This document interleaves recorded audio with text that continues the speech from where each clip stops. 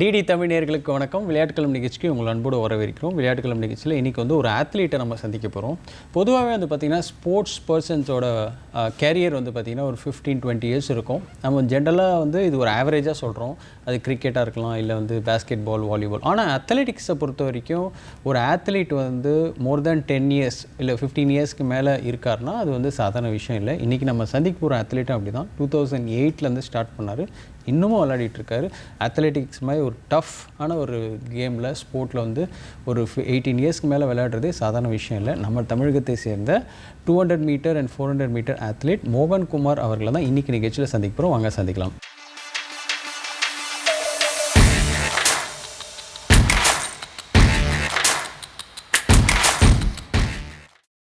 வணக்கம். உங்களை சந்திப்பதில் மிக்க மகிழ்ச்சி. ஃபர்ஸ்ட் ஆஃப் ஆல் இதுதான் என்னோட கொஸ்டினே. ஒரு ஆத்லீட்ன்றது வந்து ஒரு 10 இயர்ஸ் இருக்கலாம், 12 இயர்ஸ் இருக்கலாம், 15 இயர்ஸ் இருக்கலாம். நீங்கள் வந்து 18 இயர்ஸ்க்கு மேலே இந்த கேமில் இருக்கீங்க. மற்ற ஸ்போர்ட்டில் இருக்கிறது ஓகே, பட் அத்லெட்டிக்ஸ் மாதிரி ஒரு டஃப்பான ஒரு ஸ்போர்ட்டில் இவ்வளோ வருஷம் இருக்கிறதே கஷ்டம். எப்படி நீங்கள் இவ்வளோ நாள் வந்து ரீட்டைன் ஆகிட்டு வரீங்க? நீங்கள் தமிழ்நாடு பொறுத்த வரைக்கும் என்ன இவ்வளோ பெருசாக இருக்குது. ஆனால் வேர்ல்டு லெவலில் பார்த்தீங்கன்னா ஜஸ்டில் கேர்லாம் இன்னும் இப்போ ரொம்ப இதுவாக உசேன் போல்ட்டுக்கே நீங்கள் அவ்வளோ ஏஜில் வந்தாருங்க. ஆனால் உசேன் போல்ட்டுக்கே அவர் பின்னாடி வந்தவர். எப்போ உசேன் போல்ட் பீட் பண்ணுறோம் அப்போ தான் என் ஸ்போர்ட்ஸ் கரியரை ட்ராப் பண்ணணும்னு சொல்லி அப்படி ஆனவர்.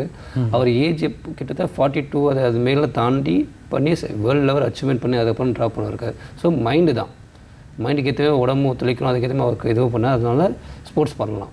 சரி, ஓகே. நீங்கள் முதல்ல எப்போ விளையாட ஆரம்பிச்சிங்க? கரெக்டாக என்னோடய அண்ணன் ஒரு ஃப்ரெண்ட்ஸு வந்து ஸ்டேட்டில் இப்போ மெடல் அடிச்சிருந்தார். அதில் போய் என்ன சொல்லுவோம், எனக்கு அப்போ ஸ்போர்ட்ஸ் ஒரு ஆர்வம் வந்து கரெக்டாக. எங்கள் அப்பா என்ன பண்ண, நீ படிக்க மாட்டேன், 6th 5 மணிக்கு டியூஷன் போ அப்படி அனுப்பிச்சாள் எங்கள் அப்பா. ஓகே, சரி கரெக்டாக அம்மா 6th 5 மணிக்கு அனுப்பிச்சிருந்தார். சரி நான் போயிட்டு வந்துருப்பேன். என்னன்னா 5 சப்ஜெக்டாக ஃபெயில் ஆவேன். அப்பா கேட்டால் 5 தான்ப்பா ஃபெயில் அப்படின்னு கேட்டால் 5 இருக்குது, 5 சப்ஜெக்ட் தான், 5 தான் ஃபெயில். எங்கள் அப்பா சரி வேலைக்கு ஆக மாட்டான்னு சொல்லிட்டு என்ன பண்ணார், சரி ஓகே இஷ்டம் போல இரு அப்படி சொல்லி விட்டார். அதுக்கப்புறம் என்ன ஆச்சு, எங்கள் அண்ணன் ஃப்ரெண்ட் அதுவே வேலை அடிக்கும்போது ரொம்ப ஒரு ஸ்கூல் மாறினேன். SM ஸ்கூல்னு மாறும்போது அப்போ தான் அந்த ஸ்போர்ட்ஸ் என்னென்ன ஸ்போர்ட்ஸ் இருக்குது, சின்ன ஏஜ் என்னென்ன ஸ்போர்ட்ஸ் இருக்குது, இன்னும் எல்லாம் வேறு மாரி விளாட்டு வேறு விளாட்றாங்களே, டிஃப்ரெண்ட்டாக விளாட்றாங்களே, இதெல்லாம் இருக்கா சொல்லிட்டு போகும்போது எங்கள் அண்ணன் ஃப்ரெண்டு தெரிய வந்தார். அதுக்கப்புறம் அவங்க ட்ரைனிங் பண்ணத்தில் பார்த்துருந்தேன். சரி ஓகே ரொம்ப பண்ணி பார்ப்போம் ஒரு சொல்லிட்டு கரெக்டாக அந்த மே மாதம் சம்மர் கேம்ப்னு ஒன்று போடுவாங்க. சரி ஓகே மே மாதம் சம்மர் லீவ் வந்துச்சு, சும்மா போய் பார்ப்போம் ஒரு மாதம் எப்படி.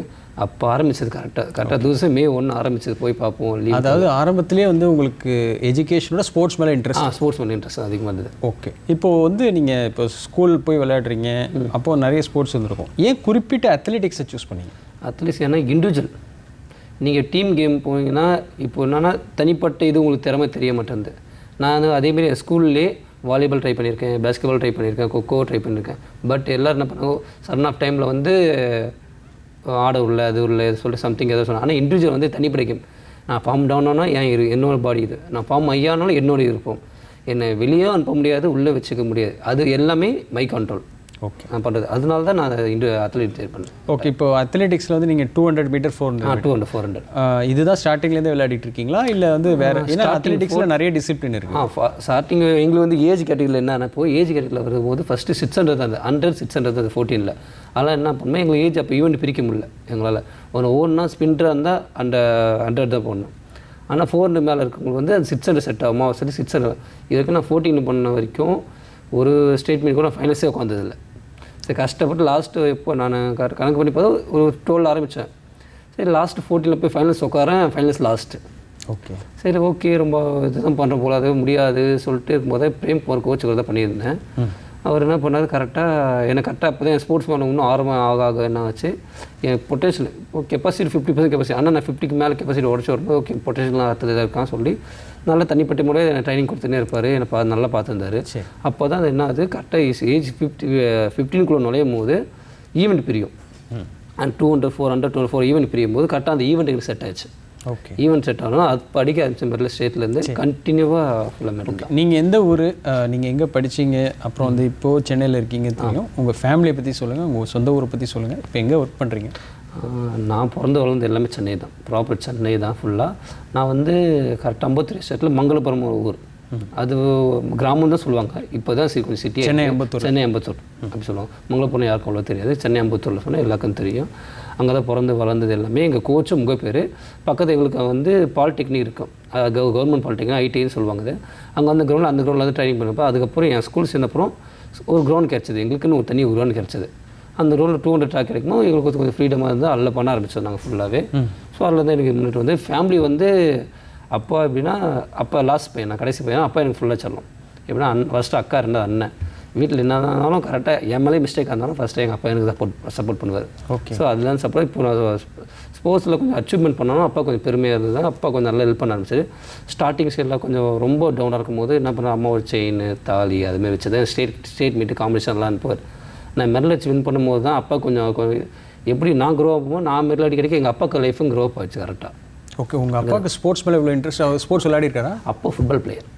அப்பா ஃபுல்லாக பிளேயர். எப்படின்னா அப்பாவுக்கு ஏன் ரொம்ப இன்ட்ரெஸ்ட், நான் அச்சீவ் பண்ணும்போது அப்பா எனக்கு ஃபுல்லாக ஹெல்ப் பண்ணி கூட எங்கள் அண்ணா ஸ்போர்ட்ஸ் வந்தான்.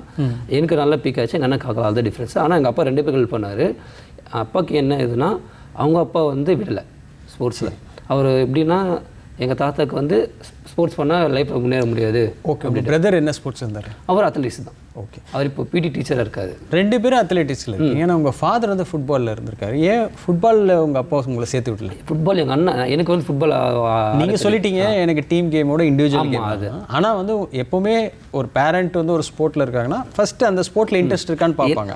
எனக்கு வந்து நான் 6th ஆரம்பிச்சலாம். எனக்கு எங்கள் அண்ணன் வந்து ஸ்போர்ட்ஸ் கரியர் அவங்க அண்ணன் எங்கள் அண்ணன் ஃப்ரெண்டு தான் ஸ்டேட் பண்ணல சார். அப்போ தான் அவங்களுக்கு தெரியும் எங்கள் அண்ணனுக்கு ஓகே ஸ்போர்ட்ஸ்னு அப்படி இது போகலாம் சொல்லி. அப்போ 12th தான் போய் சேர ஆரம்பிச்சார். 12th வரைக்கும் ஃபுட்பால் ஆகிட்டு இருந்தார். எப்போ அந்த காலேஜ் போனாரோ அப்போ அந்த எப்படி இதுவோ அப்போ தான் எங்கள் அண்ணனுக்கு தெரிய வந்தது. ஆனால் நீங்கள் தான் ஆரம்பத்தில் அத்லெட்டிக்ஸ் தான்? 6thலேருந்து அப்போ இருந்தார். அண்ணன் வந்து ஃபுட்பால் ஆடுவார். ஃபுட்பால் தான் ஸ்கூல் டீம்லேருந்து ஃபுட்பால் தான் ஆடி இருந்தார் அண்ணன் கரெக்டாக. அதுக்கேற்ற மாதிரி அவங்க எங்களுக்கு அங்கே ஃபுட்பால் கோச்சிங் அங்கே யாரும் அவ்வளோ பெரிய இதுவும் தெரியாது அப்போ. அது மாதிரி சரி. இப்போ நீங்கள் வந்து இப்போது அத்லெட்டிக்ஸில் வந்து ரொம்ப வருஷம் எக்ஸ்பீரியன்ஸ் இருக்குது, இப்போ விளையாடிட்டு இருக்கீங்க. ஆனால் உங்கள் எஜுகேஷனில் நீங்களே சொன்னீங்க 6வதுல நிறைய சப்ஜெக்ட் ஃபெயில் ஆகி. உங்களோட எஜுகேஷன் என்ன இப்போ இது வந்து பிஏ எக்கனாமிக்ஸ் முடிச்சாச்சு. சரி. ஓகே. இப்போ சின்ன வயசுல நீங்கள் அத்லெட்டிக்ஸில் நிறைய டோர்னமெண்ட் போயிருப்பீங்க. எப்போ முதல் முறையாக ப்ரொஃபஷ்னலாக அதாவது ஸ்டேட்டோ டிஸ்ட்ரிக்ட்டோ எப்போ போக ஆரம்பிச்சிங்க? எந்த வயசுலேருந்து போக ஆரம்பிச்சிங்க? நான் 7th படிக்கும்போது ஜோனல் அதெல்லாம் இப்போ டிஸ்ட்ரிக்டில் போயிருந்தோம்.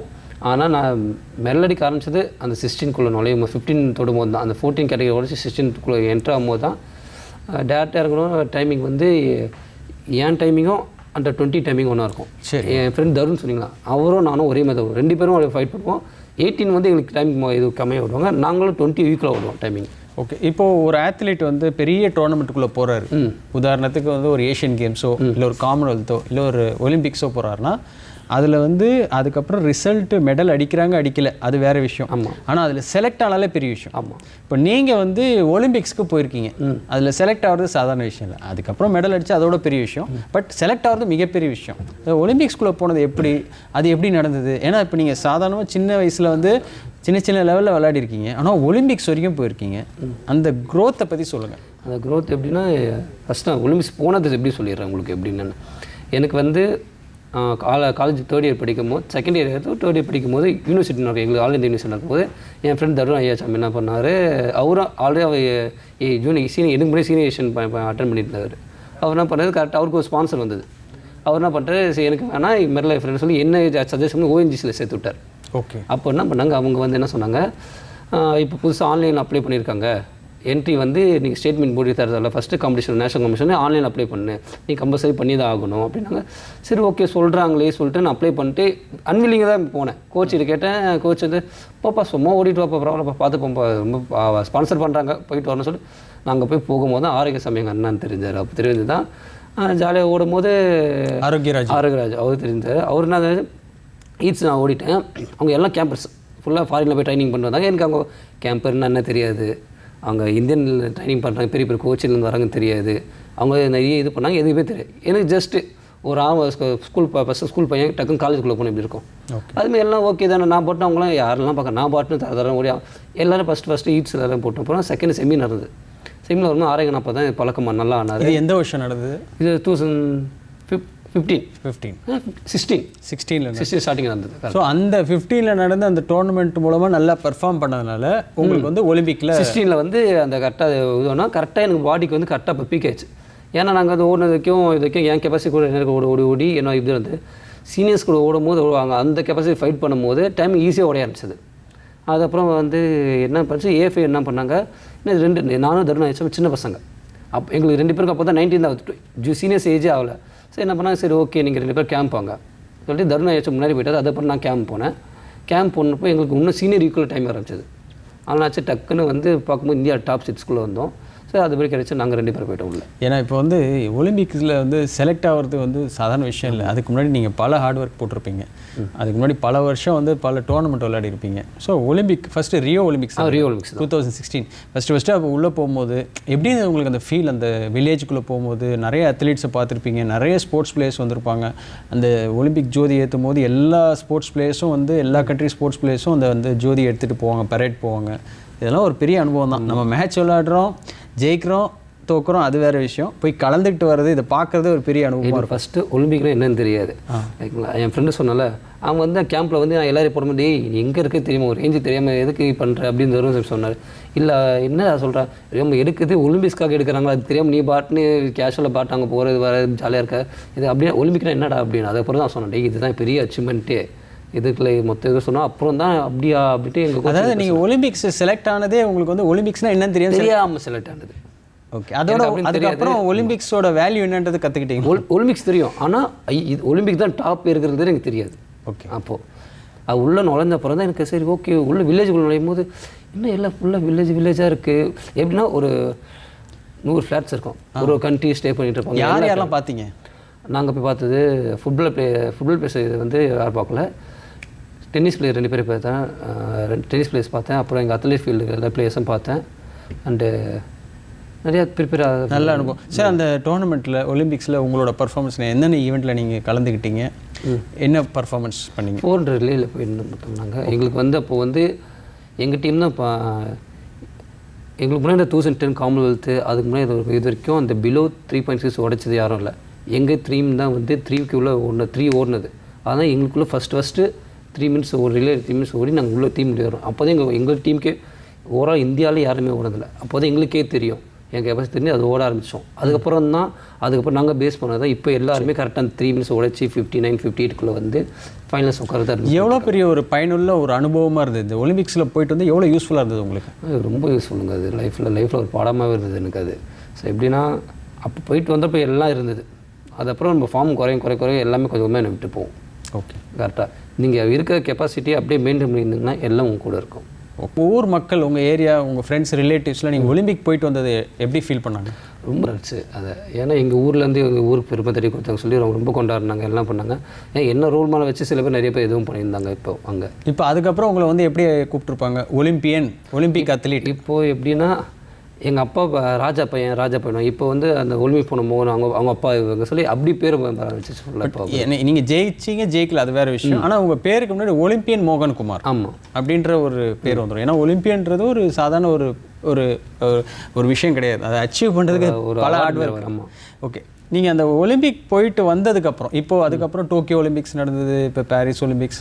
ஸோ இந்த லாஸ்ட் 2 ஒலிம்பிக்ஸில் நீங்கள் கலந்துக்கிட்டீங்களா? இல்லை, கலந்துக்கல. அது எனக்கு இன்ஜுரியால் கலந்துக்க முடியல. ஓகே, இப்போ இந்த ஒரு 15-20 வருஷம் உங்களுடைய உழைப்பில் இது வரைக்கும் எத்தனை இன்டர்நேஷ்னல் டோர்னமெண்ட் போயிருப்பீங்க ஒலிம்பிக்ஸோட? ஓப்பனாக சொல்லணும்னா நான் ஒரு 3 போயிருப்பேன், அவ்வளோதான். அதுக்கப்புறம் எனக்கு வந்து இன்ஜுரி ஆயிடுச்சு. ஓப்பனாக சொன்னால் அந்த டைம் நிறைய கமிட்மெண்ட், நானே ஏற்பட்ட கமிட்மெண்ட்ஸு, அதில் வந்து வெளியே வர முடியாமல் லாக் ஆகி ஃபுல்லாக அது என்ன கரியர் நானே அடிச்சிட்டேன். ஓகே, இன்டர்நேஷனல் விட்டுருங்க. நேஷனல் எத்தனை போயிருப்பீங்க? நேஷனல் கரண்ட் எல்லா வருஷம் நேஷனல் போயிட்டு தான் இருந்தோம். சில நேஷனல் மெடல் இல்லாமல் வந்தது. ஃபார்ம் குறைய அப்படியே கொஞ்சமாக இதாகிட்டு இருந்து இன்ஜுரினால லைட்டாக மட்டும் பண்ண முடிஞ்சது, தவிர என்னோட கெப்பாசிட்டி மீறி பண்ண முடியல. இப்போது இந்த மாதிரி ஒரு ட்ராக்கில் ஓடும்போது என்ன இன்ஜுரி நடக்கும்? இதுமாதிரி ட்ராக்கில் ஓடும்போது வார்ம் இல்லாமல் இருக்கும் போது உங்களுக்கு வந்து மசில் டேர் ஆகும். அதுக்கப்புறம் வந்து இவங்களுக்கு போன், சில பேர் ஜம்பர்ஸுக்கு அதில் போனே உடஞ்சி வெளியே வரும். போல் ஹோல்ட் பண்ணுறவங்களுக்கு ஸ்டிக் அந்த குத்தி வரும், அருள் பண்ணுறவங்க அந்த பைப்பில் உடஞ்சி இது நிறைய இது இருக்குது. உங்களுக்கு என்ன இன்ஜுரி நடந்திருக்கு? எங்களுக்கு வந்து எனக்கு கிரைண்ட் பெயின் வந்திருக்கு. கிரைண்ட் இங்கே லோயர் வகை இந்த இப்போ கிட்ட கிரைண்ட் இருக்குது. அது வந்து மசில் ஃபுல்லாக மேலே உருண்டே இருந்துச்சு. இந்த மாதிரி இன்ஜுரி வந்தால் ரிக்கவர் ஆகிறது ஈஸியாக ரிக்கவர் ஆகிடலாமா, இல்லை டைம் எடுக்குமா? இல்லை, இட் டேக் டைம். பெயின் வேறு, இன்ஜுரி வேறு. ஓகே, பெயின் வந்து கொஞ்சம் ரெஸ்ட் விட்டால் ரெக்கவர் ஆகி வரும். இன்ஜுரி நீ ட்ரீட்மெண்ட் பார்த்தா மட்டும்தான் வரும். ஓகே, இப்போது ஒரு ஒலிம்பிக் ஒருத்தர் போகிறாருன்னா அவர் சாதாரணமாக போக முடியாது, அவருக்கு பின்னாடி கோச்சஸ்லாம் இருப்பாங்க. இது வரைக்கும் உங்கள் லைஃப்பில் உங்களோட அத்லெட்டிக்ஸ் டிசிப்ளினில் யாரெல்லாம் கோச்சாக இருந்திருக்காங்க? என் லைஃப்பில் நிறைய கோச் இருந்திருக்காங்க. ஓகே, முக்கியமான கோச்சஸ் யார்? எனக்கு எல்லாமே முக்கியமான கோச் எல்லாரையும் நான் சொல்கிறேன். இப்போ ஏன்னா எனக்கு பிகினராக இருந்தது எனக்கு சொல்லி வந்து பிரேம்குமார் கோச் அந்த விப்பையில் இறந்துட்டார். அவர் ரொம்ப மிஸ் பண்ணுறேன். ஏன்னா எனக்கு வந்து ஸ்போர்ட்ஸ் கரியரை வந்து இவனால் பண்ண முடியும் சொல்லி மோட்டிவேஷன். எனக்கு இப்போ என்ன இப்போ அவர் ட்ரைனிங் கொடுக்கும்போது கூட அவரோட ஸ்பீச் எனக்கு பிடிக்கும். Motivation speech, Ramayanam Mahabharatam speech சொல்லி நல்லா ஸ்பீச் சொல்லுவார். அடுத்தடுத்து யாரெல்லாம் வேறு கோச்சாக இருந்தாங்க? அவர் அதுக்கப்புறம் வந்து ராஜசேகர் கோச், யூசப் கோச். அவரும் அது சேம் மைண்ட். அவர் எப்படின்னா நீங்கள் ட்ரைனிங் பண்ணல, இன்ஜுரியில் இருக்க, பட் ரொம்ப கொஞ்சம் லைட்டாக டச்சப் பண்ணி உனக்கு பெயின் இருக்க மாதிரி வச்சு உடைக்கிறார். அதுமாதிரி கேரக்டர் ஆச்சு. அப்புறம் இன்னும் சீனியர் எனக்கு கோச்சாக மாறினார், பிரேம்குமார்னு இப்போ இருக்கார். அவருக்கு கூட அப்புறம் கேம்பில் வந்து கொஞ்சம் கோச்சும் யூரியா இருந்திருக்காங்க, கலீனா இருந்திருக்காங்க.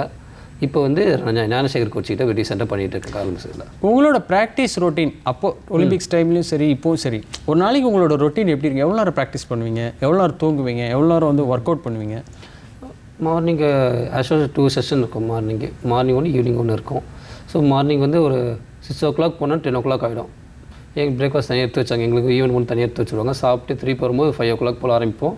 7 o'clock 7:30 வரைக்கும் போகும். எங்களுக்கு நாங்கள் பட்டியலில் பண்ணும்போது தான் என்ன காமிப்போம்னா, இங்கே 7 o'clock போனால் 6:30 இருட்டிடும். பட் 7 o'clock வரைக்கும் அங்கே வந்து வெளிச்சமாக தான் இருக்கும். ஸோ நாங்கள் அங்கே பண்ணிட்டு தான் இருப்போம் அது ஃபுல்லாக. ஓகே, எந்த அத்லீட்டை கேட்டாலும் இந்த பட்டியாலா கேம்பை பற்றி சொல்லாமல் இருக்க முடியாது. அந்த கேம்ப் அங்கே என்ன ஃபெசிலிட்டிஸ் இருக்குது? எல்லோரும் அங்கே போய் ட்ரைனிங் எடுத்துக்கிறாங்க. எங்கள் கேம்பை பொறுத்த வரைக்கும் அங்கே என்னென்னா எங்களுக்கு வந்து தனி ஃபெசிலிட்டிஸ், கோச்சிலேருந்து எல்லாமே இருக்கும். இன்னொன்னா எங்களுக்குன்னா தனிப்பட்ட எங்களுக்கு தனி கிரவுண்டு, டிஸ்டர்பன்ஸ் இருக்குது, ஜிம்மு எல்லாம் பிஸ்னஸ், சோனபாஸ் டீம் பட் எல்லாமே ரெக்கவரி சென்டரில் எல்லாமே இருக்கும். ஸோ எங்களுக்கு பட்டியலை வந்து எங்கள் 400 டீம் பொறுத்த வரைக்கும் பட்டியல் ஹவுஸ் இருக்கும். சரிங்க, இப்போ ஒரு அத்லீட், இப்போ மற்ற ஸ்போர்ட்ஸ் எடுத்து ஃபுட்பால் இருக்கட்டும், ஹாக்கி, கிரிக்கெட்லாம் வந்து யார் வேணாலும் விளையாடலாம். அத்லெட்டிக்ஸ் அப்படி விளையாட முடியாது. ரன்னிங் ஓடலாம், ஆனால் ஒரு அத்லீட்டாக வருதுன்றது கஷ்டம். ஒரு அத்லெட்டு தான் என்ன சொல்ல, எல்லா கேமோட ஃபிட்னஸ். ஆமாம், எல்லா கேம், ஒன்று வாலிபால் எடுத்துங்க, பேஸ்கெட்பால் எடுத்துங்க, ஃபுட்பால் எடுத்துங்க, எல்லாத்துக்கும் அத்லெட்டிக்காக இருக்கணும். அத்லெட்டிக்காக ஃபீல்டு தான் அங்கேருந்து எல்லாம் பிரித்து போவாங்க. கரெக்ட். ஓகே, அப்படின்னா ரன்னிங்கிறது சாதாரண விஷயம் இல்லை. நம்ம ஒரு 2 வாட்டி ஓடினா 3 வாட்டி ஓடினா, இப்போ ப்ரொஃபஷனல் பிளேயர் இல்லாமல் சாதாரணமாக இருக்கிறவங்க இப்போது ஓடுறாங்க, ரன்னிங் ஓடுறாங்க, 2-3 வாட்டி மூச்சு வாங்கிடும். அதை வந்து தொடர்ந்து ப்ராக்டிஸ் பண்ணி ப்ரொஃபஷனலாக ப்ராக்டிஸ் பண்ணி ட்ரெயின் பண்ணால் ஓகே. என்றைக்கே ஒரு நாள் இப்போ திடீர்னு விளையாடுறது வந்து இப்போ கிரிக்கெட் விளையாடலாம், ஃபுட்பால் விளையாடலாம், பட் ஆனால் இது விளையாட முடியும். இப்போ நீங்கள் சொல்லுங்கள், அந்த மாதிரியான ஒரு டஃப்பான ஒரு கேமில் மூச்சு வாங்குது, உங்கள் பாடி எப்படி நீங்கள் பார்த்துப்பீங்க? உங்கள் ஸ்டாமினா எப்படி பார்த்துப்பீங்க? உங்களோட ப்ரீத் லெவல் எப்படி பார்த்துப்பீங்க? இப்போ எப்படின்னா நாங்கள் ட்ரைனிங் பண்ணும்போது நான் கொஞ்ச நாள் விட்டு, எங்களுக்கு 1 மாதம் விட்டு வந்தால் கூட எங்களுக்கு அந்த இது வந்து மூச்சு ரொம்ப வாங்க இருப்போம். அப்போ என்ன பண்ணுவோம், பெயின் வரும், லாக்டிக் ஆசிட்னு சொல்லி குளூட்டிக்கிட்டே ஏறும், ஒரு ஆசிட் சுரக்கும். அது வந்து ரொம்ப கை கால் உடையவே பெயினாக இருக்கும். அந்த டைமில் பண்ண நாங்கள் பாட்டு பெயினை பல்ல கடிச்சிட்டு நான் பாட்டு வாக் பண்ண ஆரம்பிச்சிடும். ஏன்னா அது அப்போ தான் உடம்புல பழகும். அது இல்லைன்னா டக்குன்னு உங்களால் வர முடியாது, எதுவும் பண்ண முடியாது. ஸோ அது உடம்புல பழக தான் நாங்கள் பல்ல கடிச்சுன்னு போவோம். இப்போது பிகினர்ஸ் பண்ணும்போது என்ன ஆகுதுன்னா, அவங்களுக்கு தெரியும் இந்த வலி லைட்டாக 5 ரேஸ் கொடுத்தாலும் 2 ரேஸ் பண்ணுவாங்க. 2 ரேஸுக்கு அப்புறம் வந்து ஐயோ ரொம்ப வலிக்குது அப்படி நினைப்பாங்க. இல்லைன்னா 2 ரேஸ் நான் கோச் சொன்ன டைமிங்கோட நல்லா டைம் பண்ணிட்டேன், அதை அப்படியே ஸ்டாப் பண்ணுறாங்க. ஏன்னா இவங்க 5 ரேஸ் ஓட்டு 2 ரேஸ் பாட்டுருவாங்க. நாங்கள் 5 ரேஸ் வந்தாலும் அந்த வலியோடு தாங்கிட்டு பல்ல கழிச்சு அந்த குறைந்த டைமிங்கை மெயின்டைன் பண்ணிட்டு அப்படியே ஓடுவோம். இல்லை முடியல, ஒருத்தரால் முடியல, ஓட முடியல, மூச்சு வாங்குது அப்படின்ட்டாங்கன்னா வேறு வழி இல்லை, மூச்சு வாங்க தான் ரெஸ்ட் எடுத்து தான் ஆகணும். அவங்களுக்கு அவங்க வின் பண்ணணும்னா அந்த ஸ்டாமினாவை எப்படி இம்ப்ரூவ் பண்ணுறது? ரெக்கவரி கொடுத்த ரெக்கவரி தான். நீங்கள் மொத்தம் 24 மணி நேரம் இருக்குது, 24 மணி நேரமாக ட்ரைனிங் பண்ண போகிறோம். மார்னிங் 3 மணி நேரம், ஈவினிங் 3 மணி நேரம், மொத்தம் போனால் 19 மணி நேரம் இல்லை 18 நேரம். அதுக்கப்புறம் ஃப்ரீயாக தான் இருக்க. நல்ல ஃபிட்டாக இருக்கிறதுக்கு என்ன மாதிரி ஒர்க் அவுட், எக்ஸசைஸு, சாப்பாடெலாம் சாப்பிடுவீங்க? நீங்கள் மோஸ்ட்லி ஜங்க் ஃபுட் அவாய்ட் பண்ணுறது ரொம்ப நல்லது. ஏன்னா நீங்கள் இப்போது ஃபுல் நேச்சுரல் ஃபுட்டு சாப்பிட்லாம், ஓகேங்களா? காய்கறி எல்லாமே சாப்பிட்லாம், பீஃப் மட்டன் எல்லாமே நீங்கள் சாப்பிட்லாம், சிக்கன் எல்லாமே சாப்பிட்லாம், எல்லாமே ஒரு ப்ரோட்டீன் தான். சரி, பிராமின்ஸ் இருக்கும், அவங்க வந்து இல்லை நான்வெஜ் என்ன இருக்கோ ப்ரோட்டீன் அதே ஈக்குவல் வெஜ்ஜில் இருக்குது, அது எடுத்து அதையும் பண்ணுவோம். சில பேர் அதுக்கேற்ற எவ்வளோக்குள்ளே ரொம்ப ட்ரைனிங் பண்ணுறோம். ட்ரைனிங் வந்து 30% தான் ப்ரோ, மிச்சம் எல்லாமே ரெக்கவரி. எக்ஸசைஸ் என்ன பண்ணுவீங்க? பாடிக்கு டாப் டு பாட்டம் எல்லா எக்ஸசைஸ் பண்ணுவோம். பாடியில் ஜிம்முக்கு போய் பண்ணுவீங்களா? எங்கேயும் அத்லெட்டிக்ஸ் பொறுத்த வரைக்கும் ஈவெண்ட்டுக்கு ஏற்ற மாதிரி ஜிம் கரெக்டாக. த்ரோயர்ஸ் வந்து ஹெவி வெயிட் போட்டு பண்ணுவாங்க ஃபுல்லாக. எங்களுக்கு வந்து பவர் ஜிம். பவர் மீன்ஸ் அந்த ரொம்ப போட்டு லைட்டாக போட்டு மூமெண்ட்டில் பவரில் பண்ணுவோம். இப்போ ஒருத்தர் விளையாடுறாரு, திடீர்னு போகிறாரு, எக்ஸசைஸே பண்ணாமல் போகிறாருன்னா அவருக்கு கிராம்ப் வந்துடும், அங்கே இங்கே பிடிச்சிக்கும். அந்த மாதிரி இருக்கிறவங்க என்ன பண்ணுவாங்க, இந்த வார்ம் அப் வார்ம் டவுன் பண்ணுவாங்க. நீங்கள் அந்த மாதிரி வார்ம் அப் வார்ம் டவுன்லாம் பண்ணி அதுக்கு கண்டிப்பாக இப்போ ஒருத்தருக்கு இன்ஜுரி வராமல் அத்லெட்டிக்னா இன்ஜுரி கண்டிப்பாக வரும். ஆனால் அதுலேருந்து தப்பிக்கணும்னா ரேஸ் வரும்போது வார்ம் அப் முக்கியம், ஓகேங்களா? அதோட முக்கியம் என்னென்னா வார்ம் டவுன். நீங்கள் வார்ம் டவுன் பண்ண தான் என்ன ஆகும், நீங்கள் பஸ்ஸில் ஹீட் பண்ணி வச்சுருப்பீங்க, ஹீட் பண்ணால்தான் உங்களுக்கு ஃபெஸ்டிவல் ஆகும் மசில். அது நீங்கள் திருப்பி கூல் டவுன் பண்ணால் தான் மசில் நார்மல். திருப்பி அதே ஹீட்டில் வச்சு இந்த மசில் ரப்பர் பேண்ட் விரிச்சு வச்சிருந்தா அது அப்புறம் மொத்தமாக போயிடும், அது மசில் போயிடும். நீ திருப்பி அதை கூல் பண்ணி நார்மல் ஆகிட்டு போய் ரெஸ்ட் எடுத்தால் அது மசில் ரெக்கவரி ஆகும் உங்களுக்கு. திருப்பி அது ஈவினிங் செஷன் பண்ணுறதுக்கு ஒரு காம்படிஷன் பண்ணுறதுக்கு ரெக்கவரி ஆகும் உங்களுக்கு. ஸோ அதுதான் உங்களுக்கு வார்ம் டவுன் வேறு, வார்ம் அப் வேறு. இப்போ நீங்கள் இருந்த ஈவெண்ட் வந்து 200 மீட்டர் 400, இதை பற்றி கொஞ்சம் டெக்னிக்கலாக எக்ஸ்பிளைன் பண்ணுங்கள். 200 மீட்டர் அத்லெட்டிக் டிசிப்ளின்னா என்ன, 400 மீட்டர் அத்லெட்டிக் டிசிப்ளின்னா என்ன, இதில் எத்தனை ரேஸ் இருக்கும், எத்தனை பேர் ஓடுவாங்க, யார் வின்னர்ன்றதை எப்படி டிசைட் பண்ணுவாங்க? 200 பொறுத்த வரைக்கும் 200 பொறுத்த வரைக்கும் உங்களுக்கு ரெண்டு ஈவெண்ட் டெக்னிக். ஆனால் 400 வந்து என்ன பேர் நேமே கில்லிங் ஈவெண்ட் பேர். ஏன்னா எவ்வளோ தான் நீங்கள் ட்ரைனிங் பண்ணிட்டு வந்தால் இது பண்ணிட்டு வந்தால் லாஸ்ட் ஃபினிஷிங் அந்த 80 மீட்டர் ஓடுறவன் தான் ரொம்ப கஷ்டப்பட்டவன்.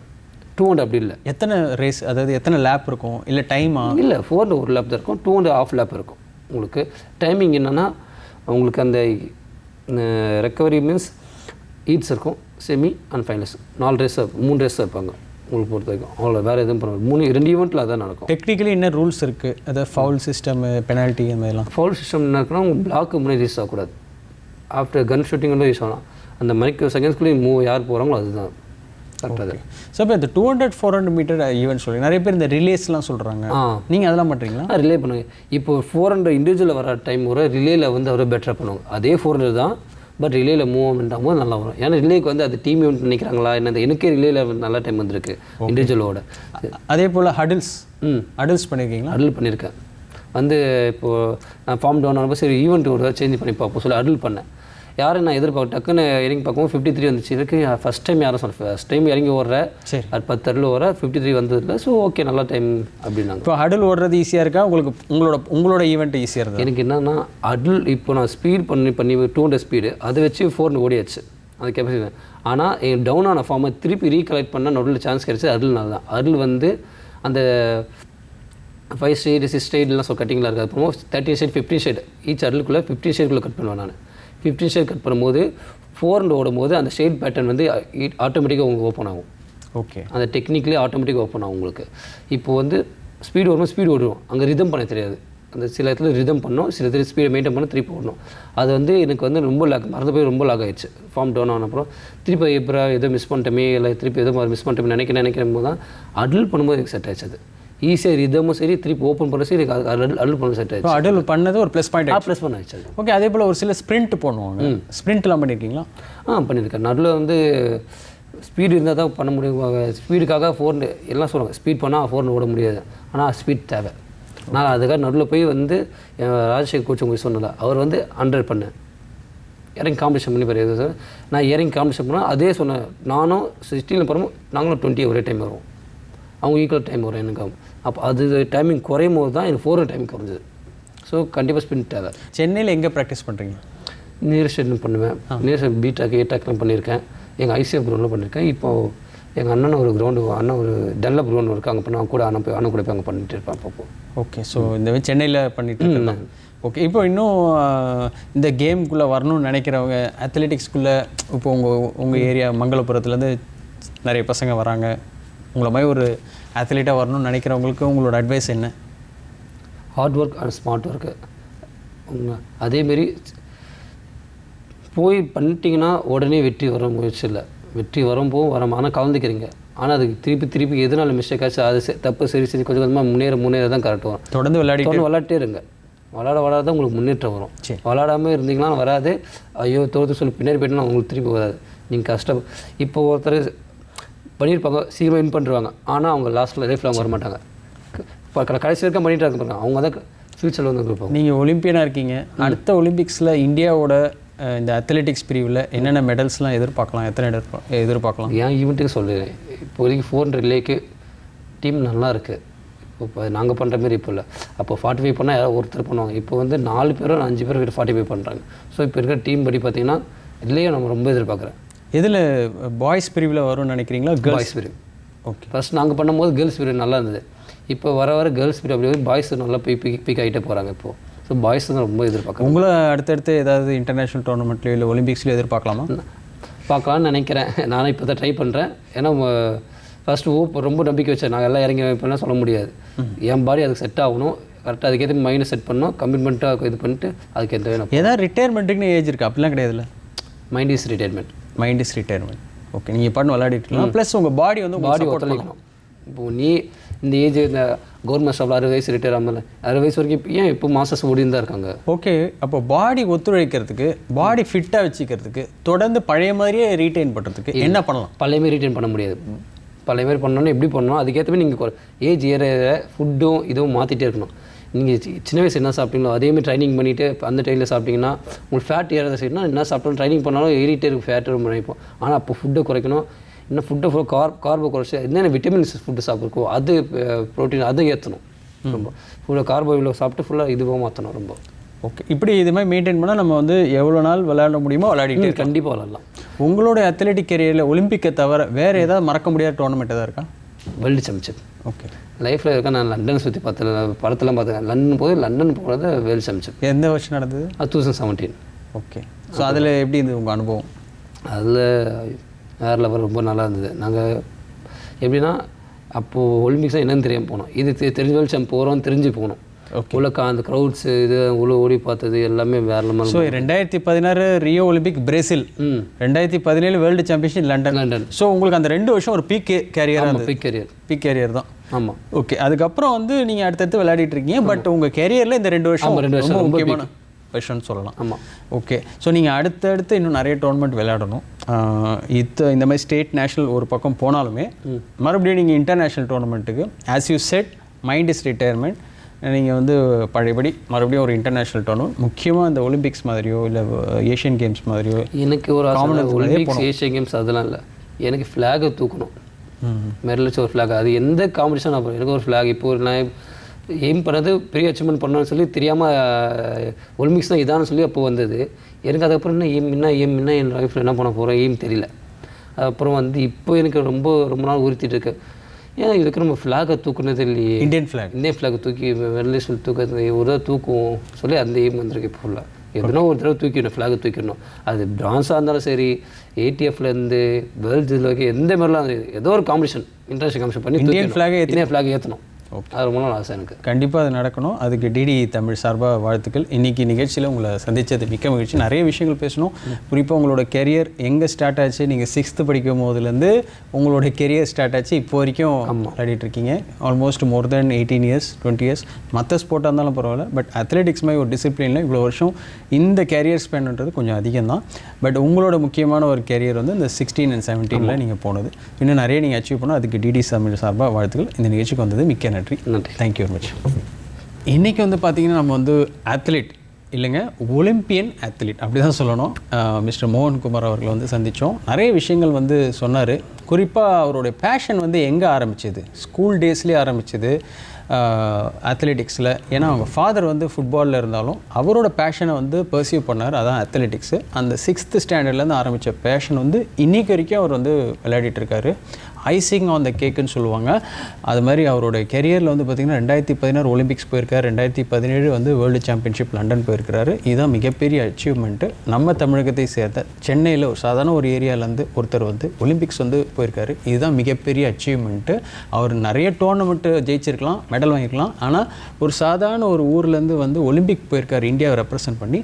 இதுவே ஒரு பெரிய விஷயம். இன்றைக்கி நிகழ்ச்சி கண்டிப்பாக உங்கள் எல்லாருக்கும் பிடிச்சிருக்கோம் நாங்கள் நம்புகிறோம். மீண்டும் விளையாட்டுக்கிழமை நிகழ்ச்சியில் அடுத்த வாரம் வேறு ஒரு விளையாட்டு வீரரோடு நாங்கள் சந்திக்கிறோம். அதுவரை நன்றி, வணக்கம்.